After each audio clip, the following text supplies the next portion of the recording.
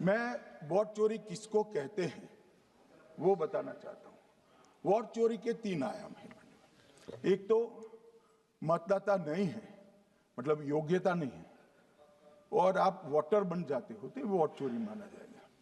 दूसरा, आप गलत प्रकार से चुनाव जीतते हो तो वोट चोरी माना जाएगा। और तीसरा, जनादेश को डिफाई करते हो, मतलब वोट के विपरीत आप कोई पद प्राप्त कर लेते हो तो भी एक प्रकार से वोट चोरी होता है। अरे सुनो ना, क्यों जल्दबाजी करते हो मानिकम, क्यों? अब मैं 3 वोट चोरी की घटनाएं बताना चाहता हूं। सबसे पहली घटना हुई, आजादी के बाद देश का प्रधानमंत्री तय करना था। तय कौन करना था? तो उस वक्त के जितने प्रांत थे, इसके कांग्रेस के अध्यक्षों ने, उनके एक एक वोट से तय होना था। अब 28 वोट श्री सरदार पटेल को मिले और 2 वोट जवाहरलाल नेहरू जी को मिले।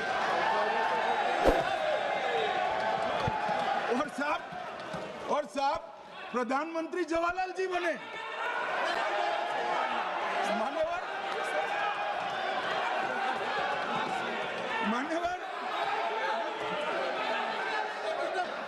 मान्यवर दूसरे प्रकार की वोट चोरी और नैतिक तरीके से चुनाव जीतना, ऐसी वोट चोरी भी भूतकाल में एक बार हुई थी। श्रीमती इंदिरा गांधी रायबरेली से चुनी गई। इलाहाबाद हाईकोर्ट में श्री राजनारायण पहुंचे कि चुनाव नियमों के अनुसार नहीं हुआ।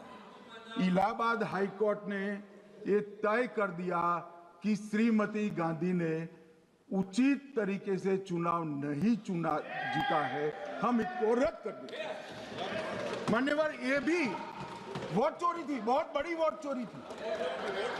और उसके बाद में क्या हुआ? उसके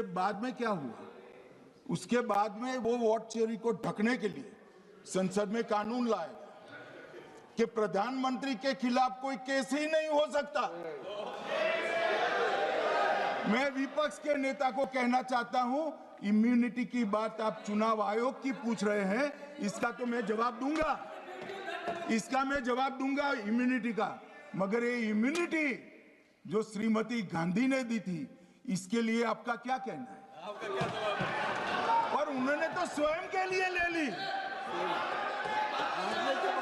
उनका आरोप है, ऐसे नहीं चलता। मान्यवर, उनका आरोप है कि सरकार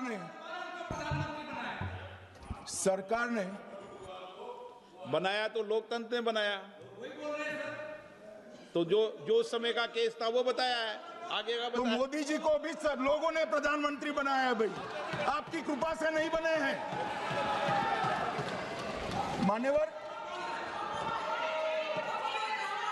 मान्यवर नो प्लीज, से मानक तरीका ठीक नहीं है आपका, 2-2 मिनट में उठना।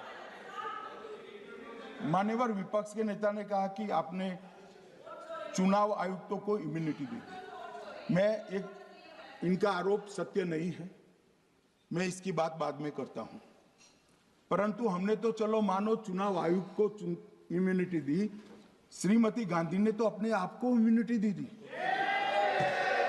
और फिर जब ये संवैधानिक सुधार के वायरस चैलेंज हुए तो वो केस जीतने के लिए 2, 3 और 4 नंबर के सर्वोच्च न्यायालय के जज को बाईपास कर 4थे नंबर के जज को चीफ जस्टिस बनाया और वहां केस भी जीत लिया। और मान्यवर, ये तो इतिहास है, कौन झुठला सकता है? इनको कोई पढ़ाता नहीं है इतिहास, ये तो इतिहास है, सर्वोच्च अदालत और संसद के रिकॉर्ड में रखा हुआ इतिहास है।